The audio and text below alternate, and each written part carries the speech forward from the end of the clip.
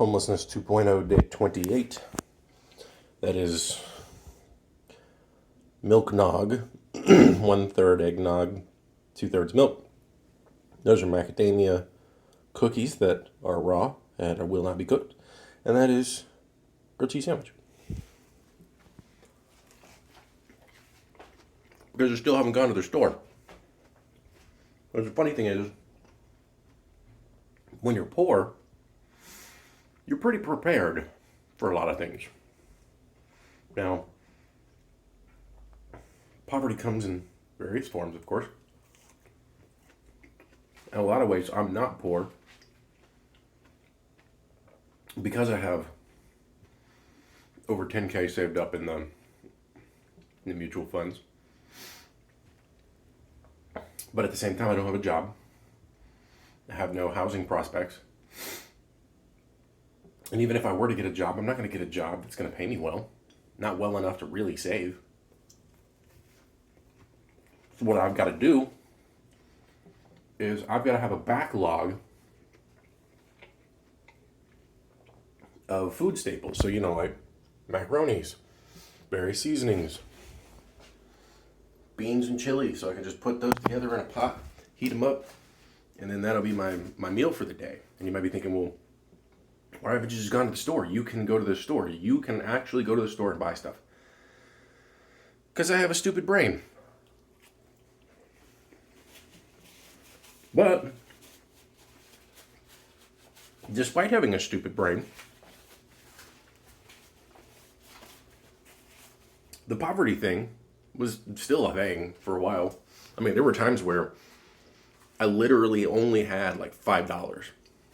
But I was able to go to the store and buy and I'm almost certain this is an exact thing that happened. I bought the necessary things to make spaghetti.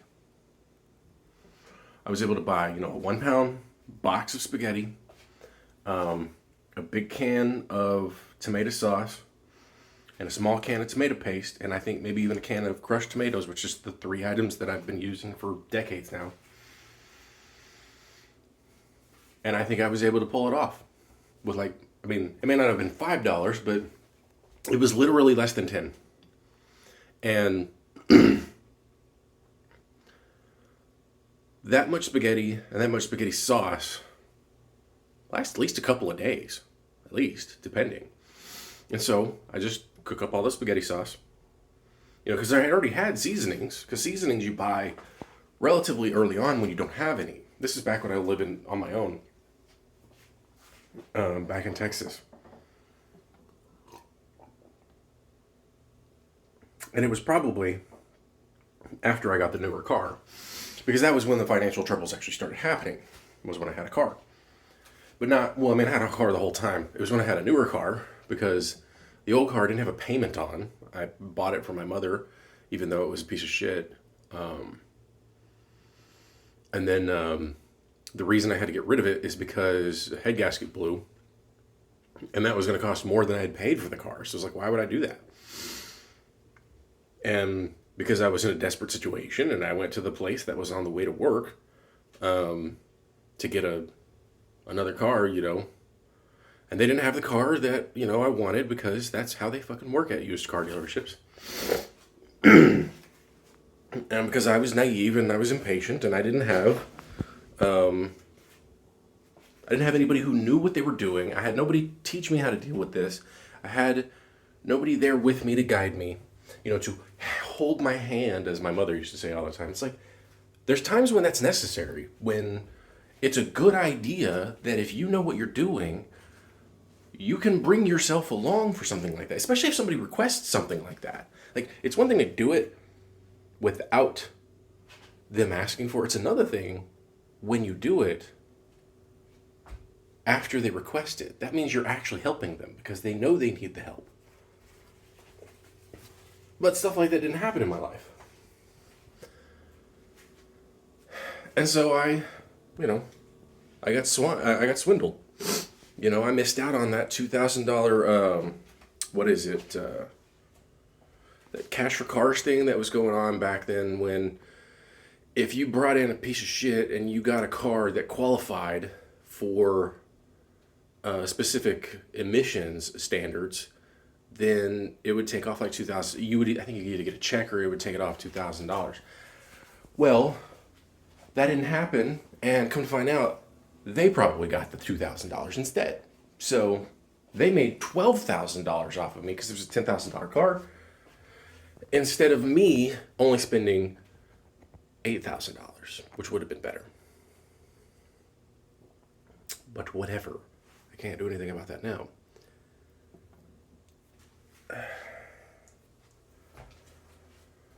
So getting back to the poverty thing, like I said, at that point, I didn't have that much money because with the new car, with the extra $500 a month that I was spending on just insurance and the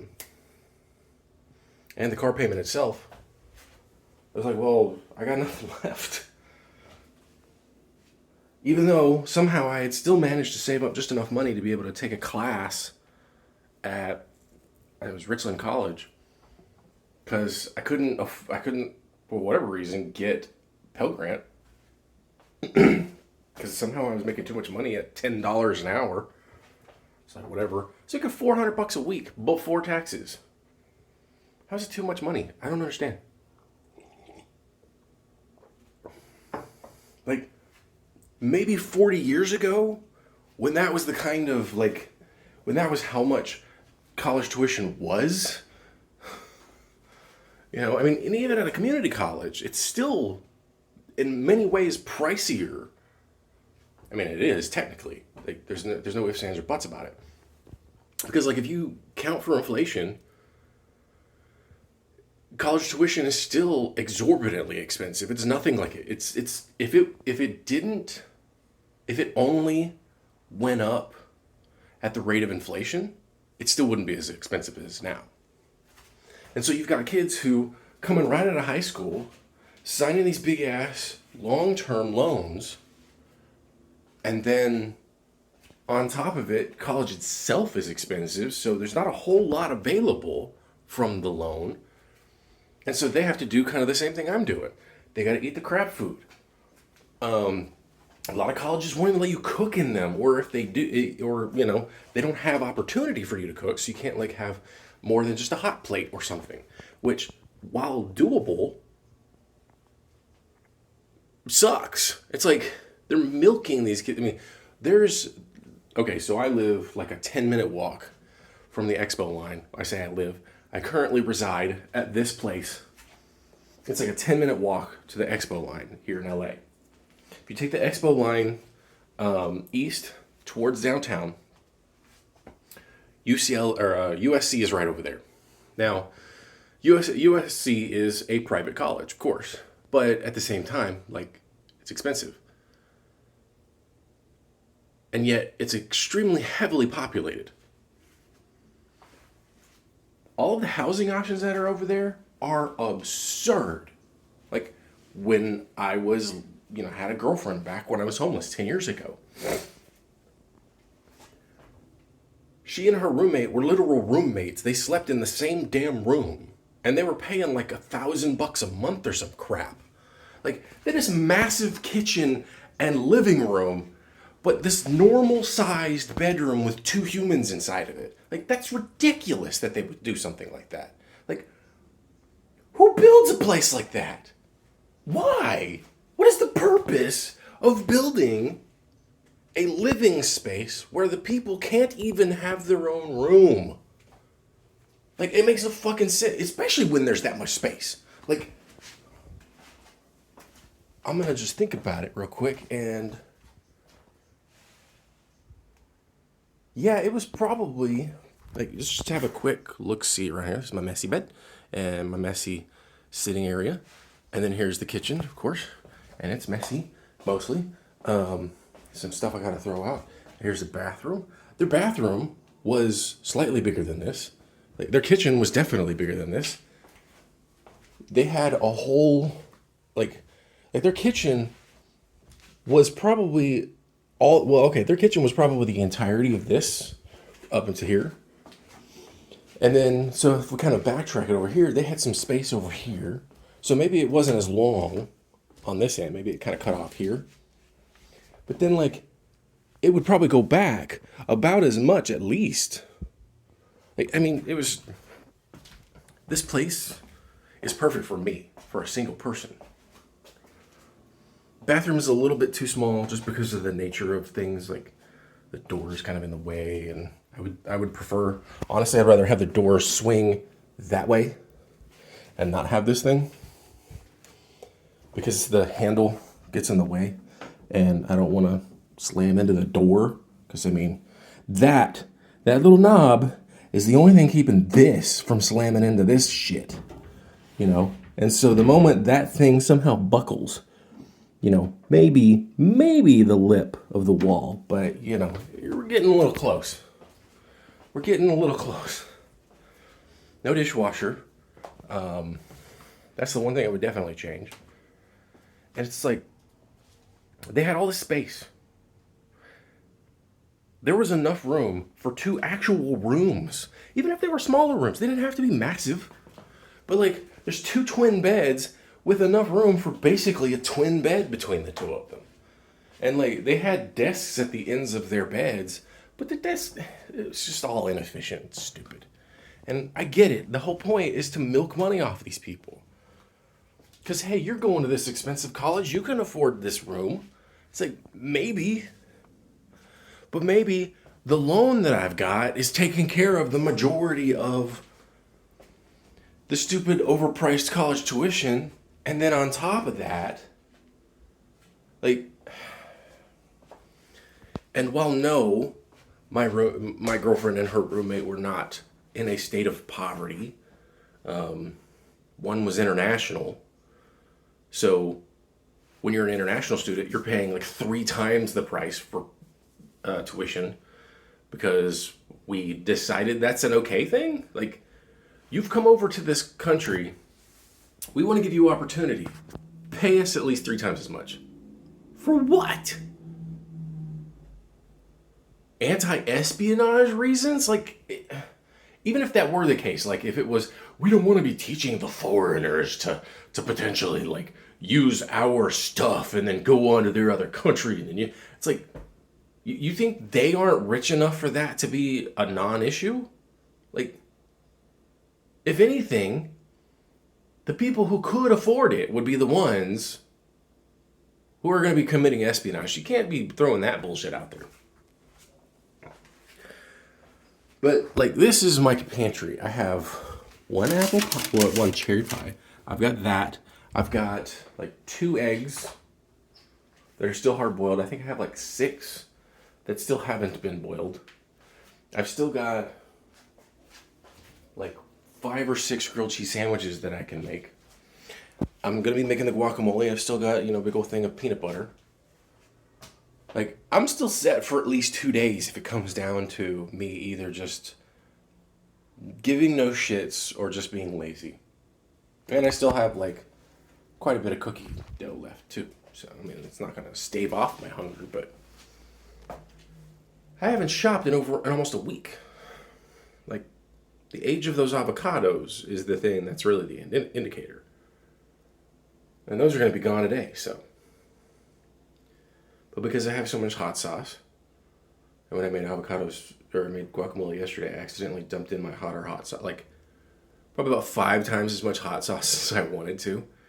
I was like, yeah, I'll just throw in a little bit here.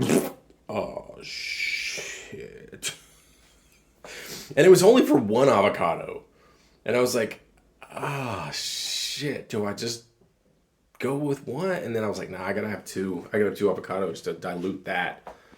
And so I had to throw in another avocado, try to find out. The other avocado, both of the avocados that I had yesterday were really, really close to ripe. If not, like, they were slightly harder than I'd want them to be. But they were still ripe enough that they were just damn fine avocados. And then, doubled up as much on everything else with regards to seasonings and stuff. And it's pretty filling. I mean, it's avocado, it's fat, it's fiber. What more can you want? And obviously a lot of flavor. But still got to go to the. I feel like I've just, even though I don't work and I don't have family or anything, I just felt like taking this weekend off. I don't know. Maybe that's my thinking. Maybe I'm wrong. I think that's Nigel, the cat, that found his way over here and was trying to swindle me out of food. Maybe. I'm not gonna give him too much attention because I mean it's not, like, it's unfair to both of us, really. Oh, it is you. Hey, Nigel. How you doing? Yeah.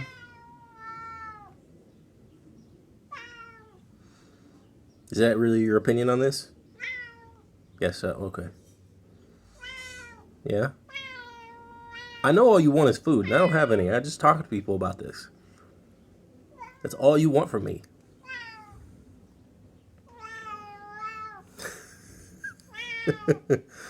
I maybe come out there and pet you, but I ain't giving you any food, okay? I'm gonna go pet the cat. Have fun with that.